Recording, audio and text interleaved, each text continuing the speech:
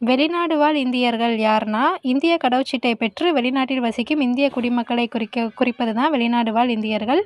ஆ பிரவாசி பாரதிய தினம் அப்படிங்கிறது இந்தியாவோட வளர்ச்சிக்காக வெளிநாட்டில் வசிக்கும் ஆ இந்திய இந்தியர்களோட பங்களிப்பை வந்து நினைவுகூரும் விதமாக, இந்திய வெளியுறவு அமைச்சகத்தால 2003லேருந்து ஜனவரி 9ஆம் தேதி வந்து இது கொண்டாடப்படுது. இந்த பிரவாசி பாரதிய தினம் அப்படிங்கிறது.